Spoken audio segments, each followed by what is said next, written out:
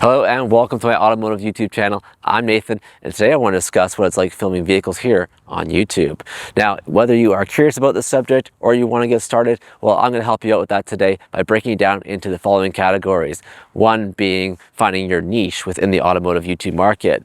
Now, that may include things like reviews or fixing up cars or restorations, and then also the associated costs with that, and that is, of course, the equipment, and then what it's like filming actually in front of a camera here in front of me now, and then also, last but not least, the bottom line.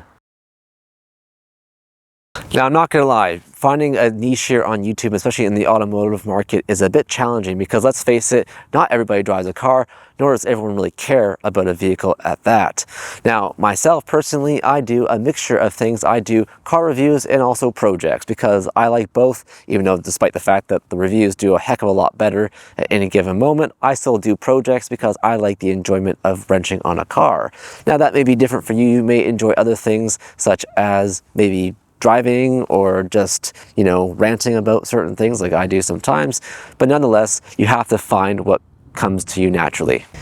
Now, if you were to do something like filming a review like I am now, starting off this review with the exterior styling, here at the front of the GTI, you have these lovely projector headlamps with HIDs, and then of course the iconic red line along the front grille and your GTI badge. Now, if you're going through a review on a vehicle, make sure you try and get as much of the details possible, but keep it light and fun along the way. Or something like wrenching on a car. Where did that 10 mil go? Found it. Then that's great. Again, you have to find the one that you like to do. Now let's talk equipment for a moment. Now this one's a bit of a tricky subject with some people because everyone thinks you need the best camera, best audio quality, all that stuff to get started. You actually don't really need that stuff. You can actually just get started here with a smartphone. And to be honest, it's actually the smartphone that I used to film my first video on YouTube. So, it turned out okay, I think. People liked it. But nonetheless, you can definitely use proper equipment if you want to, but that's where it gets a bit costly. And honestly, I wouldn't spend lots of money on that stuff. And despite the fact that you may think you need it, you don't. You could actually maybe just use some mics like the one I'm using now, which is just a wireless mic.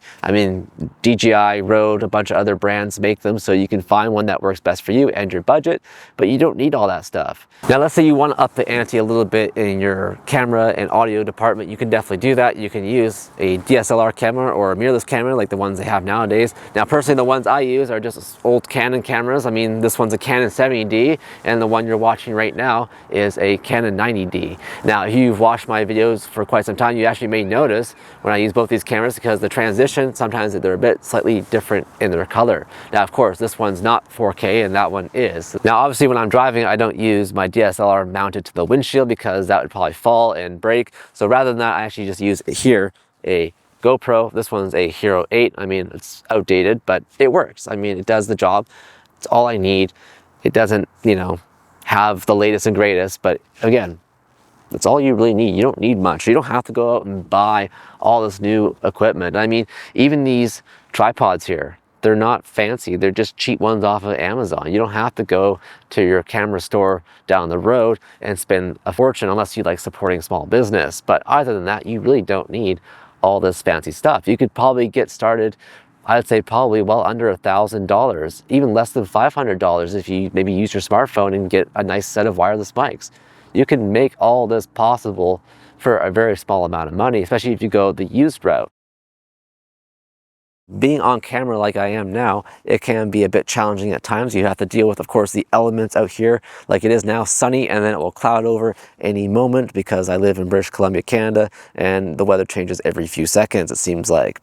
But nonetheless, though, you have to be willing to put in the effort when you're being in front of a camera. If you were to ask anybody that watches a YouTube video, there are things that are important that will instantly make someone click off a video if it's not done correctly. Now, I've, of course, had people click off my videos, I'm sure, many times because they either didn't like the audio quality or just myself or how I present a video. That's fair.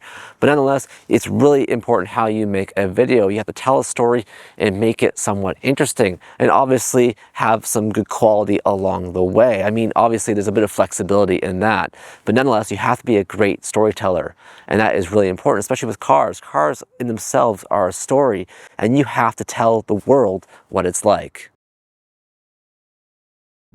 Now that brings me to the last category here, and that of course is the bottom line, and basically if you'd want to do this or not. I mean, I know I've only touched lightly on a lot of these subjects. I could really deep dive into all those subjects before, but this one here, of course, is the make or break thing for you, especially if you want to get started. Now, if you were to tell me about 4 years ago when I first went down this endeavor, I probably would have said, no way, I'm not doing that. It costs a lot, and not only just in money, but in time as well. But yet, I feel like I found my true calling. I found something that I really enjoy doing, and not just filming, but cars. It took a passion of mine and amplified it even more. It amplified it for those to see. Now, you can only get so much from watching a video, granted, but nonetheless though, I feel like I love sharing my journeys with vehicles, whether it be reviews or even wrenching on a couple of vehicles. I get to share that oftentimes with you, the audience, and having that community built is definitely been more than worth it, if you ask me.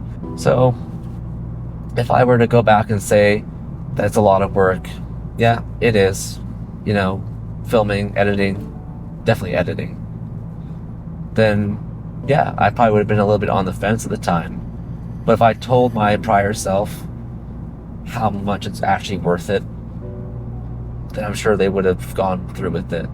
And that's why I'm here today, because I know that it's worth it. And again, if you are passionate about cars, and whether you want to, again, film reviews or working on them, what have you, just do it. Just hit the record button, I guess, as think media would say, and just do it. Just take that deep dive into the world of video editing and all that good stuff, and you know, making multiple takes, because when you film, you're definitely gonna maybe choke on your words. I still do sometimes, to be honest. But yeah, just do it. Anyways, I hope you enjoyed today's video. If it was a bit insightful, I mean, I know I didn't deep dive into all the subjects, because obviously that would be a long video and probably really boring, but I just kind of wanted to give you guys a glimpse as to what it's like filming car videos, and you know, what may hopefully inspire you to do the same one day. So if you did enjoy today's video, be sure to hit the thumbs up button, and also consider subscribing so that way you don't miss any future videos like this one, and also car reviews and projects on my channel. And until next time, take care. Bye now.